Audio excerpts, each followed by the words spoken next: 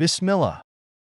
Ya Sayyidi Ya Rasulullah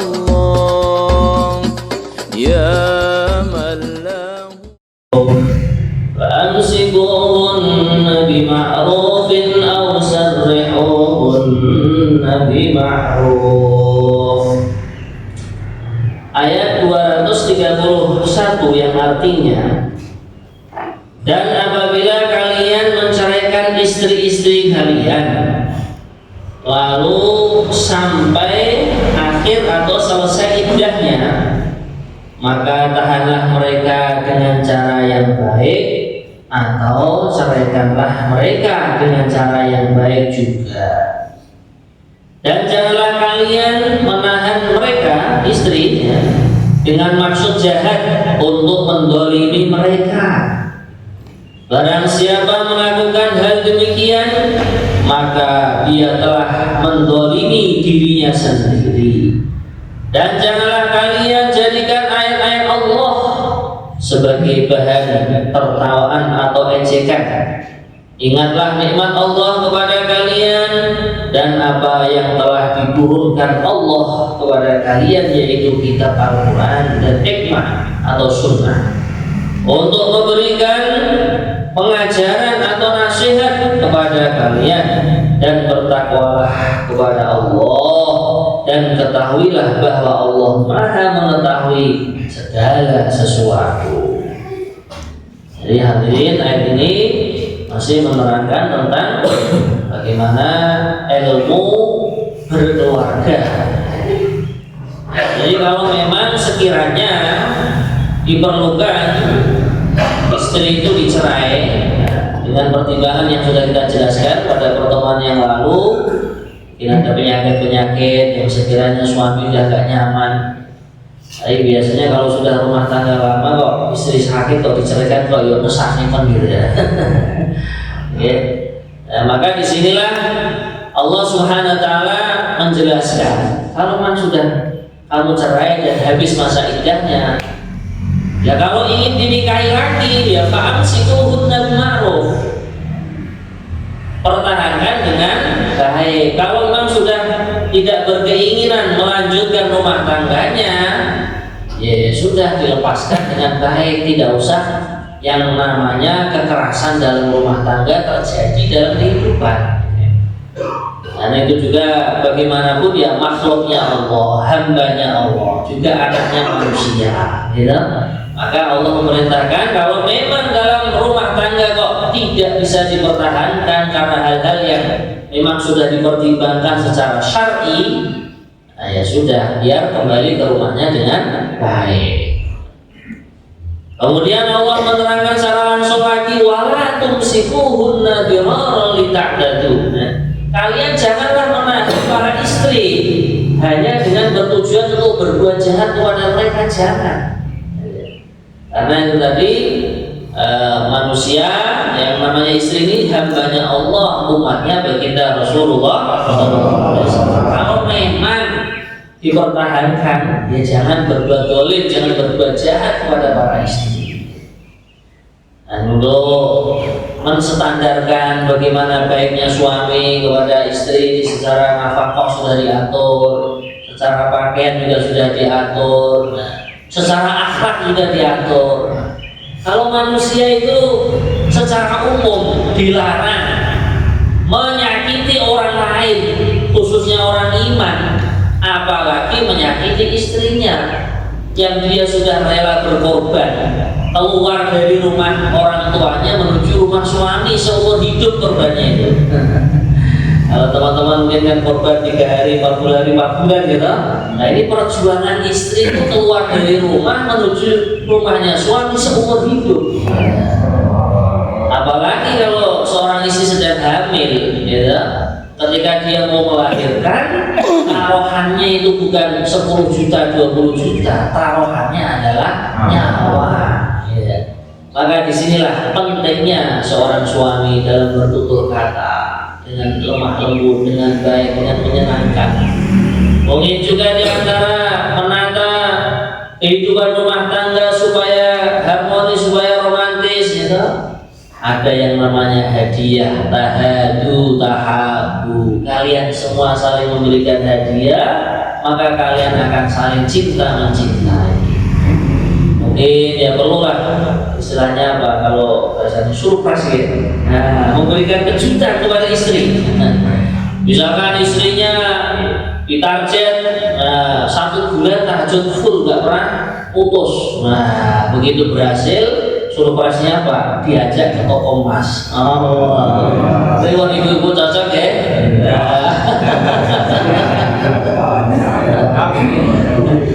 Misalkan ibunya diajak berjuang, misalkan ya.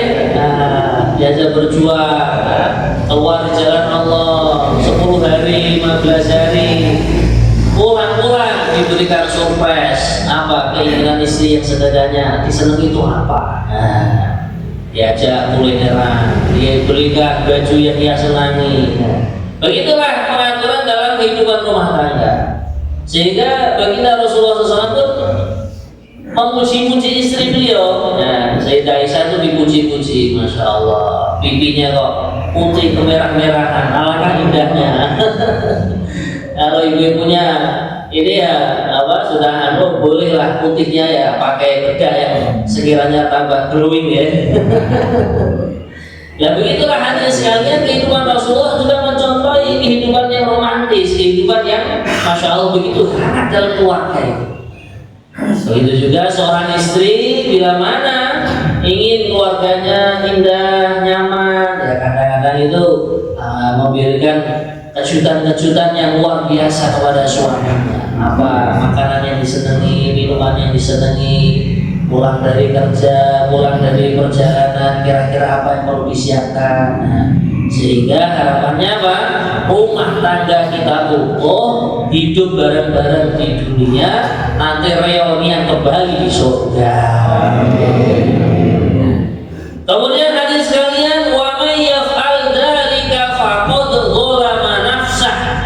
Barang siapa yang berbuat hal tersebut, maksudnya tadi memang sengaja niat mempertahankan rumah tangga tapi hanya niatannya untuk jahat kepada keluarga, menyusahkan istrinya, menyusahkan anak-anaknya, maka di sini faqad dzalama nafsah. Sungguh dia telah mendolimi dirinya sendiri. Nah ini kalau orang zalim berbuat sesuatu yang tidak benar menurut aturan agama Islam, nah ini masya Allah doa-doanya tidak diijabahkan oleh Allah. Ya. Kemudian rahmatnya Allah pun tidak turun kepadanya. Nah ini apabila orang selalu berbuat pada kedzaliman. Kemudian hadis sekalian, wala tattakhidu ayatillahi huzwa. Kalian semua janganlah menjadikan bahan tertawaan ayat-ayat Allah. Nah ini kadang kita tidak paham maksud tujuan Al-Quran, kurang paham tentang maksud tujuan hadisnya baginda Nabi. Ya ini jangan ditertawakan. Atau kadang ada orang mengamalkan agama, mengamalkan Al-Quran, malah terjadi begini begitu. Nah ini jangan ditertawain, tunggu dulu. Nah sampai Allah Subhanahu Wa Taala betul-betul memberikan kefahaman yang sahih, kefahaman yang lurus di dalam benak hati pikiran kita. Karena kadang memang orang mengamalkan agama, mengamalkan ayat-ayat Al-Quran, nah ini justru malah di awal-awal mengalami ujian-ujian. Ini merupakan kafaroh, di antara hikmahnya merupakan pelebur dosa. Dan kalau orang itu istiqomah terus, nah, nanti lambat laun itu sampah-sampah yang ada dalam dirinya, sampah-sampah yang ada dalam kehidupan rumah tangganya, yang tadinya bermunculan, itu lambat laun akan habis, akan bersih. Kemudian hadis sekalian, Allah merintahkan wadhkuru nikmatallahi, semua selalu mengingat-ingat nikmat-nikmat Allah yang sudah diberikan kepada kalian. Yang diingat itu nikmatnya Allah, jangan musibah-musibahnya. Nikmat mata bisa melihat, nikmat telinga bisa mendengar, nikmat kaki bisa berjalan, nikmat lisan bisa merasakan lezatnya sarapan nasi pecel ditambah secangkir kopi.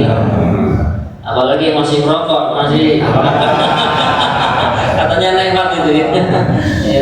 Nah makanya inilah hadis sekalian, jadi betul-betul nikmat Allah itu selalu kita renungi, kita nikmati, sehingga nanti di dalam hati ada rasa yang namanya syukur kepada Allah. Jadi kalau orang sudah syukur, dia sudah yang ada itu terima kasih aja. Nah, terima kasih matur suwun kepada Allah Ta'ala. Kemudian hadirin yang dimuliakan Allah Ta'ala, begitu juga Allah memerintahkan untuk mengingati wa ma anzala 'alaikum minal kitab wal hikmah. Dan kalian selalu mengingati apa yang Allah turunkan kepada kalian berupa Al-Quran. Nah, ini termasuk kita ngaji, tafsir, menjelaskan makna-maknanya Al-Quran supaya ini tadi kita mengingati perintah-perintah Allah yang ada dalam Al-Quran wal hikmati, dan juga ngaji dalam hadisnya baginda Nabi. Di rumah kita diarahkan oleh guru-guru kita membaca kitab fadilah amal, fadilah sedekah, fadilahnya baca Al-Quran, baca berzikir kepada Allah, fadilahnya mengerjakan sholat, fadilahnya bersedekah, fadilahnya berhaji dan berumrah. Nah, ini supaya kita itu semakin dalam pengetahuan kita dalam hadis-hadisnya yang mulia Nabi besar Muhammad. Nah, ada sebuah riwayat hadis baginda Nabi bersabda, taraktu fikum amrayn ma in tamassaktum bihima lan tadillu abada, kitabullahi wa sunnati. Nabi bersabda, saya telah meninggalkan dua hal dalam diri kalian, kalau kalian memegang teguh dua hal ini, kalian tidak akan sesat selama-lamanya, yaitu kitabnya Allah dan sunnahnya atau hadisnya yang mulia Nabi Muhammad SAW. Nah, termasuk arahan di dalam hadisnya Nabi itu apa? Mengikuti alim ulama. Karena beliau mengatakan dalam hadis al-ulama warasatul anbiya, para ulama itu pewarisnya para nabi. Jadi kadang ada orang itu terlalu kebablasan, pokoknya memahami agama langsung dari kitab dan dari Al-Quran dan hadis saja, nggak usah melalui alim ulama. Itu ibaratnya apa? Orang mau naik ke lantai 3, tapi dia langsung loncat gitu, nggak pakai tangga. Kira-kira bagaimana itu? Yes, akan jawab ya apa nih? Nah, maka di sini kita malah seharusnya berterima kasih kepada alim ulama yang telah meriwayatkan Al-Quran, meriwayatkan sunnah-sunnah Nabi, hadisnya baginda Nabi dari guru beliau, dari guru beliau, dari guru beliau, dari tabi'un tabi'in, dari tabi'in, dari para sahabat, dari yang mulia Nabi Muhammad SAW. Nah, jadi seharusnya seperti itu. Itulah yang namanya ilmu sanad, ya. Jadi kita mengambil agama, ada guru yang membimbing kita. Guru yang membimbing kita menerima agama dari gurunya lagi. Terus berkesinambungan, tidak ada putus-putusnya sampai sumbernya agama, yaitu yang mulia Nabi Muhammad SAW. Kemudian hadirin sekalian, Allah berfirman, wattaqullah, kalian semua bertakwalah kepada Allah dan ketahuilah sesungguhnya Allah dengan segala sesuatu maha mengetahui. Kemudian ayat 232 yang artinya, dan apabila kalian menceraikan istri-istri kalian lalu sampai atau selesai iddahnya, maka janganlah menghalang-halangi mereka menikah lagi dengan calon suaminya. Apabila telah terjalin kecocokan di antara mereka dengan cara yang baik, itulah yang dinasihatkan kepada orang-orang di antara kalian yang beriman kepada Allah dan hari akhir. Itu lebih suci bagi kalian dan lebih bersih, dan Allah mengetahui sedangkan kalian tidak mengetahui. Jadi kalau memang terpaksa tadi istri sudah dicerai, ini kan berarti kalau sudah habis masa iddahnya, hukumnya bukan istri kita lagi.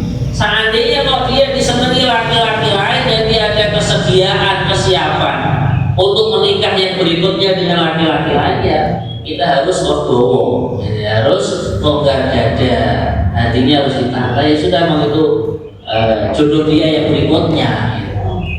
Nah, tapi kalau seandainya ingin kembali lagi, ya kalau sudah habis masa iddah dan belum tercerai 3, ya berarti harus dengan akad nikah yang baru lagi dan mahar yang baru lagi. Makanya itu tadi sudah kita sampaikan, ya, pertimbangan menceraikan istri itu kemarin, ya. Ada rotko, korna, ada judab, ada baros, ada junun, ada apa namanya, urkat. Kemudian yang terakhir itu istri tidak amanah atau bahasanya selingkuh ya. Itu. Tapi selingkuh itu juga di kalangan sahabat itu pernah terjadi. Ada seorang sahabat soal kepada Nabi, ya Rasulullah, istri saya itu kok tangannya sering dipegang laki-laki lain. Ini maksudnya bahasa kinayah. Sahabat pun dalam menceritakan aib istrinya itu tidak terus terang gitu kan. Nabi pun akhirnya paham, langsung tanya Nabi, loh, sekarang kamu masih cinta gak sama istri kamu? Masih ya Rasulullah. Kalau masih ya sudah tutupi aib istri kamu, gak usah kamu ceraikan. Kalau kamu sudah gak senang sama istri kamu karena gak amanah tadi, ya sudah lepaskan baik-baik. Inilah nasihatnya yang mulia Nabi Muhammad.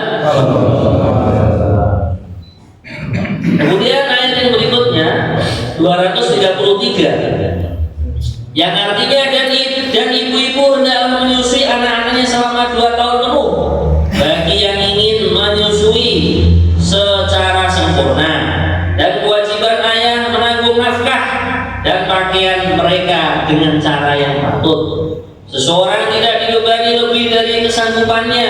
Janganlah seorang ibu menderita karena anaknya, dan jangan pula seorang ayah menderita karena anaknya.